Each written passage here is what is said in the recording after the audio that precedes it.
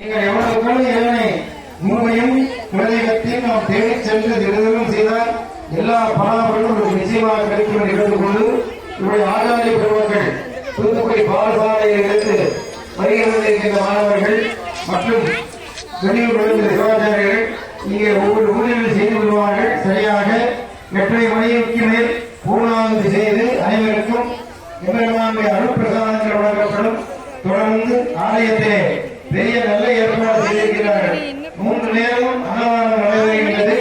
அதனால் நம்மளுடைய இல்லங்களில் இருக்கிற வேலைகளை சீக்கிரமாக நிறைவு செய்துவிட்டு ஆலயத்திலே இன்னைக்கு நாளைக்கு இந்த உமாவுடைய நிகழ்வு முடிஞ்சிடும். அப்புறம் நீங்களும் சுவாமிதான் இந்த இருந்து தரிசனமாக போய் வந்திருக்கக்கூடிய பெரியவங்களுடைய ஆசைகள், அவர்கள் சொல்கின்ற வேத மந்திரங்கள், அவர்களுடைய தேவார திருப்பதியங்களை காதாலை கேட்டு இடவரும் சுகமானிப்பான் என்று அருளாளிக்கிறது.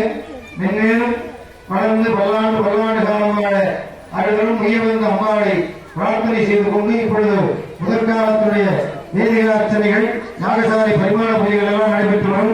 அமைதியாக இருந்து செய்கின்ற பூஜைகளை பார்க்குமாறு அன்போடு கேட்டுக் கொள்கின்றோம். நம பார்வதி